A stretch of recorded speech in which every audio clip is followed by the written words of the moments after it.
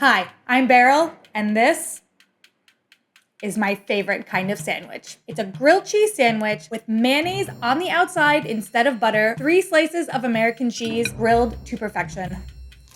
Tastes like childhood. Woo-wee.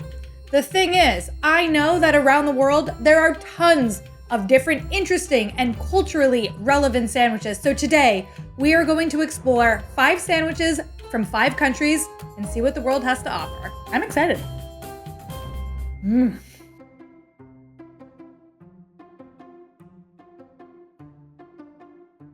Hi there, my name is Alex. And my name is Pablo. We are originally from Colombia but have lived in the US for the past 10 years. Today we're going to be talking about the guava and cheese sandwich, which is very special to Or us. sándwich de queso con bocadillo, as we call it. Now, what makes this bocadillo special, even though guava is common throughout Latin America and even guava paste, is that a bocadillo veleño is made in Vélez, Santander. And it has the protection of a denomination of origin because of the recipe that has been shared from generation to generation, the temperature, all the conditions surrounding making this bocadillo make it very special. So hopefully you can find it in one of the international markets in a town near you. And if you don't know what bocadillo looks like, here's one of our favorite bocadillos. So you have the flavor of the guava, which is sweet and a little tangy, combined with the saltiness of the cheese, or queso fresco or queso Oaxaca, or any other cheese that you want to try. When is your favorite time to have it? It's called onces. It's kind of like having breakfast for dinner, where you have like hot chocolate, grilled cheese sandwiches. You can have all kinds of stuff depending on what you like. So for me, basically trading lunches with my best friend was a very sweet memory. And whenever I would go to her house, I would ask her mom to make us this sandwich because I loved it. I lived in Colombia till I was 3, and then I moved here and I visit my dad. Every time I go, my grandparents, I ask them, hey, no, can you make the guava and cheese sandwich for me? And then they're so sweet about it, and they say, oh, well, of course, Pablo. It's got a sense of nostalgia for the ones that love guava, but it also has a taste of a new thing for the ones that haven't tried it. Thank you so much for having us, Beryl. Thank you so much, and we really hope that you enjoy it and that the other viewers can give it a try. I mean, I don't even feel like I need to question how amazing this is going to be. Hot chocolate, Milo hot chocolate, and guava and cheese, grilled cheese? Like, sign me up. It's so...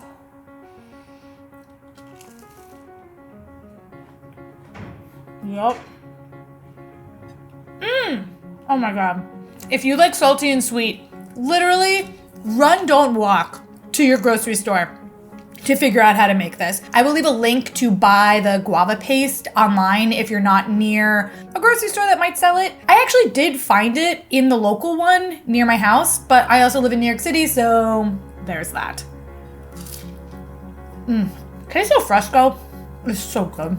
The guava paste is sweet, but guava sweetness is like a really kind of tropical sweetness that just makes you feel warm and happy. And the queso fresco is salty and a little bit rubbery, like how halloumi has a little bit of that rubberiness to it. So it's got a little bite. So the sandwich is crunchy and soft and bitey and salty and sweet. And ooh, I started talking really fast because I got excited. Ooh, my hot chocolate.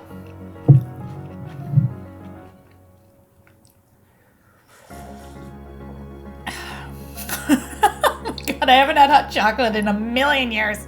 I bought some Milo a while ago, and this is actually the first time I've touched it, so it's nice that it's finally going back to a bit of use. There's not much to add on because you don't need to oversell something that's already perfect. And this sandwich might be like a perfect sandwich. This is going into my top 10 favorite things I've tried on this channel, hands down. Before we get to the next recipe, I want to thank Disney Emoji Blitz for sponsoring today's episode. You can go ahead and download the game for free. The link is in the description on your mobile device or tablet. The first thing that you notice when you play the game are obviously all of the really fun emojis that you're playing with. You'll see characters from all of your favorite movies like Lion King down to Star Wars and the traditional Mickey and Minnie characters. Unlike other Match 3 games on the market, Disney Emoji Blitz characters all have their own power-ups. So there's an extra layer of strategy in how you play because you can control which characters you want to use. Obviously, my favorite emojis are the Star Wars emojis. Big fan! Plus, they're constantly adding new characters to the lineup, so there are always new ones to collect. The game is also interactive with your friends in real life because you can send them some emojis that you earn in-game as little gifts. Disney Emoji Blitz is celebrating the 100th anniversary of Disney, so they are releasing a special platinum emoji every single month. And if you collect them all, you will receive a platinum mini emoji. I highly recommend you check out the game. I'm leaving the link in my description where you can download it for free on your mobile device or tablet. All right, let's get back to the next recipe.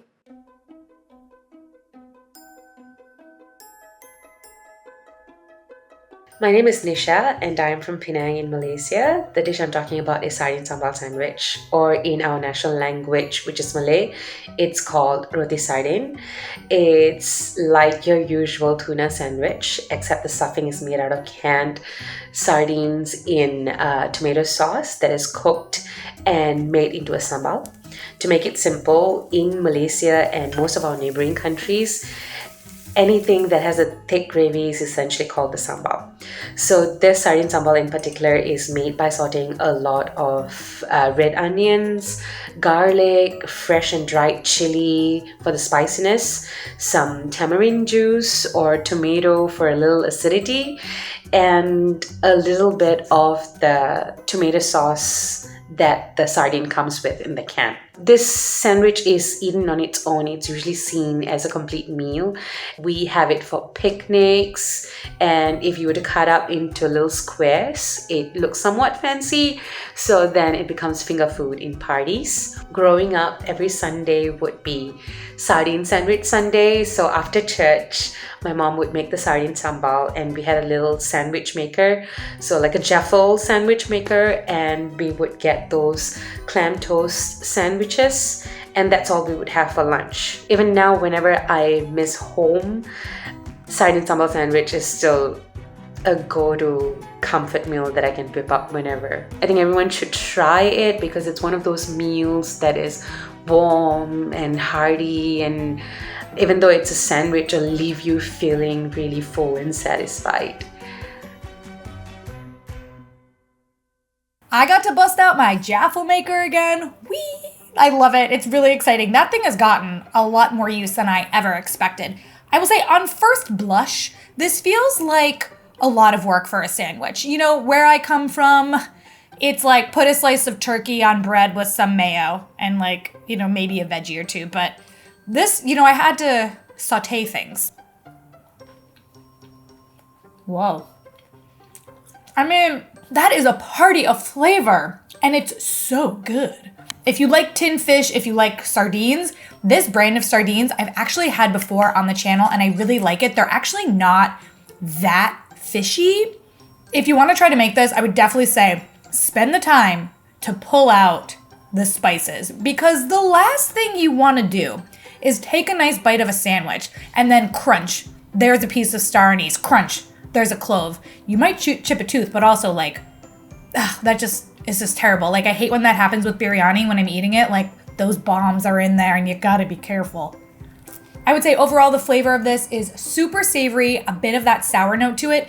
It's not a sandwich that if you were like, I'm so lazy, I want a sandwich, that you would make this. However, if you have some sambal that you've got like lying around the house, put it in some bread, because this is really good.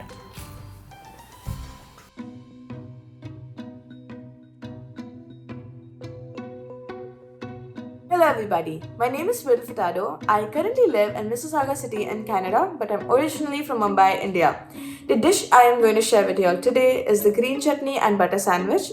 So to make this sandwich, you need to take 2 slices of white bread, apply the salted butter evenly on both the slices and slather it with the green chutney. Cut it horizontally so you can eat it more easily and you can enjoy. This sandwich is, I think, liked by everybody. I don't think I've met a single person who doesn't like this sandwich. The chutney gives it a nice refreshing minty flavor and the butter gives a nice rich smooth consistency to it. And the bread is just soft and it just brings it all together. It is a very light dish, so you really can't have it for lunch or dinner, but you can eat it as a snack or you can have it for breakfast along with something else. From where I come from, we have these small Catholic communities, and every year during the months of May and October, which are also considered as Mother Mary's months, we all come together to pray rosary at every house in the community every day. And after the rosary gets over, we all sit together and we share a snack or a meal together. And the most common dish will be the green chutney and butter sandwich. And as a kid, I would just look forward to, have the sandwiches. So you can complement this dish with roux afza or a lemon drink. And you can also have it with chips, potato chips to be very particular. I hope you all tried and you all enjoyed this dish and have a good day. Bye-bye. It's like a perfect little tea sandwich. I love that we've removed the crust. And I also really appreciated the instructions on which way to cut the sandwich, because that is truly something that divides, I think, the world. Actually, that's a good question for the community here. Are we horizontal or diagonal sandwich cutters? I'm gonna tell you the truth. I am a diagonal sandwich cutter. But there's something really satisfying about a horizontal cut. Ooh, I love this. It's weird because I feel like I should have had this before. And maybe I have had this in like all of my trips to India, but I also don't feel like I have had it. It's got that nice, spicy, fresh kick that mint and coriander chutney has. And then the butter, like that fat, kind of makes it all feel very smooth and satisfying. I did not make the chutney myself. You can buy this very, very easily at any Indian grocery store, but if you do want to make it, I'm going to leave you a recipe in the description. The connection that I'm drawing here about this really feeling like a tea sandwich obviously relates to the British occupation of India for so long, and so many things from British culture were like forced into Indian culture, including tea drinking and biscuit dunking into teas, and it feels like tea sandwiches is probably safely in that same category. I love how just with tea culture, Indians were like, okay, we see your British version of a tea sandwich. We're gonna make ours spicy with chutney. And like, I love it.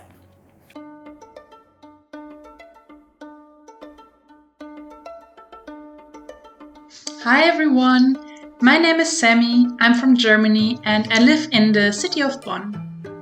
Today I want to introduce you to a dish which is called Shtama Max in German or Strapping Max in English.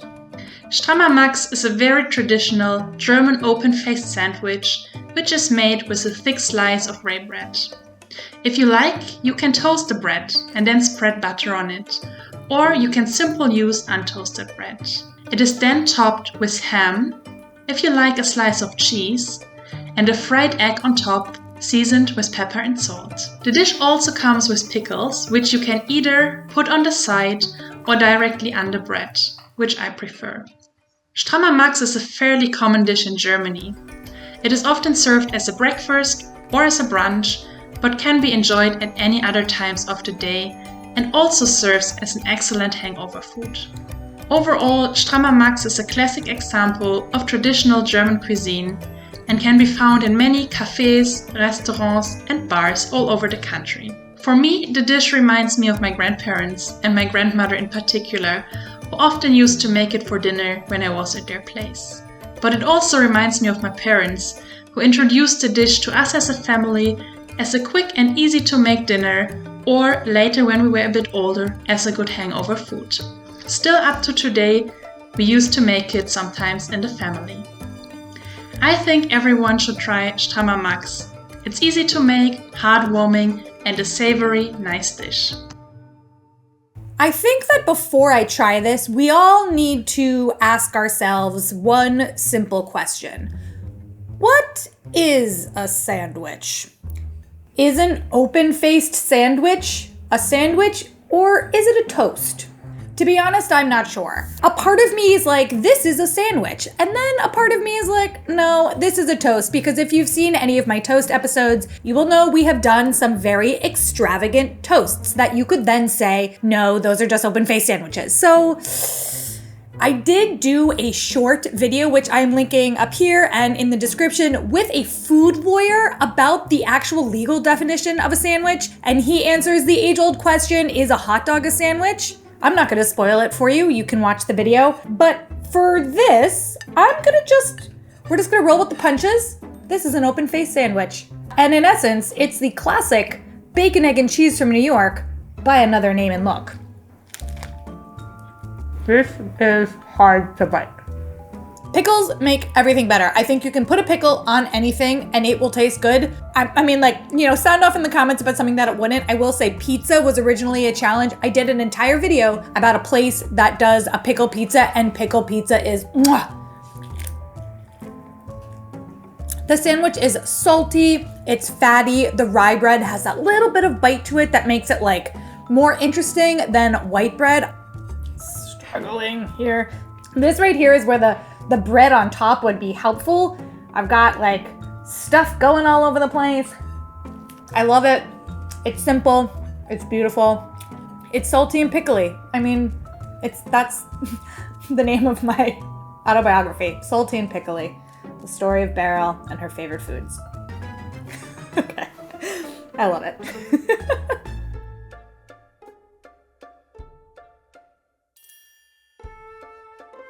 Hi, my name is Rayan and I'm from Libya. The sandwich I want to share with you is called sandwich tuna in Arabic language, and it's translated as tuna sandwich. It is simply made with a baguette, French bread, that is filled with a lemony tuna mix and with 2 classic veggies, tomato and olives. And of course, our beloved hot chili pepper paste, harissa, is what truly makes this tuna sandwich different than others. You can also use sriracha in its place, or sambal, which tastes the most similar to harissa and has the same consistency as some suggested. I'd like to add any kind of crunchy chips, preferably Doritos for me. And of course, a cup of black tea with a French mint. It's the perfect match for this tuna sandwich. I believe it's not a lie to say that every Libyan grows up eating these tuna sandwich. It is something everyone likes, no matter how different our backgrounds are, or even if some don't like seafood, which used to be me when I was younger. We grew up not just eating, but loving these tuna sandwiches, whether it was made at home or in the school cafeterias. I always remember my mom's tuna sandwich. She used to make it for me every day I went to school, adding to the recipe my favorite ingredients, which are cheese and lettuce. She would be making it with a whole baguette so that I would be able to share half of it with my bestie at school. Mom's sandwich was like a form of love expression to me, and it was something that I looked forward to during lunch breaks.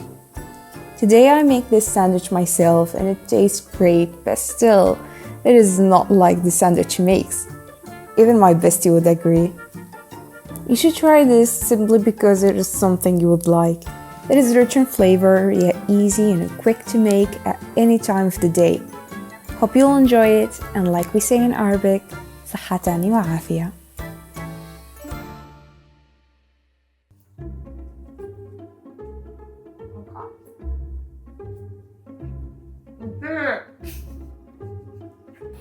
That was a lot of work.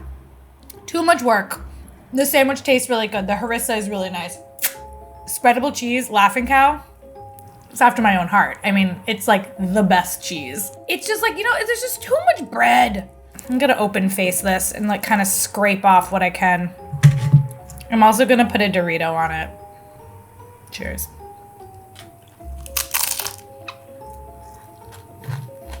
All right. I know that probably like Cool Ranch is not part of the traditional Libyan culinary foodscape, but nothing like a chip on a sandwich, you know what I mean? I think what I like most about this is that it's definitely redefining my idea of a tuna salad sandwich. It is very fresh. It feels light and airy versus the kind of more typical tuna salads that I am used to. This is really nice. The bread is just a little thick.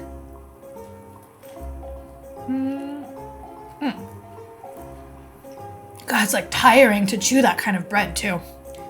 I don't know why. I always complain about French bread.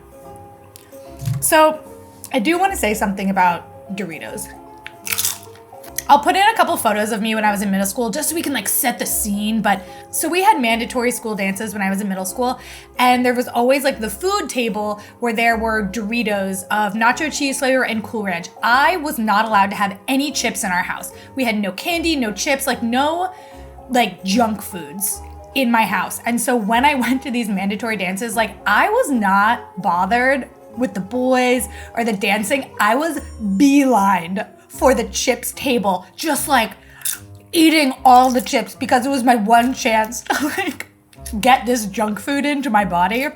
I feel like it definitely created some like weird social tendencies of mine when I would be in public spaces and there were foods that I wasn't allowed to eat at home.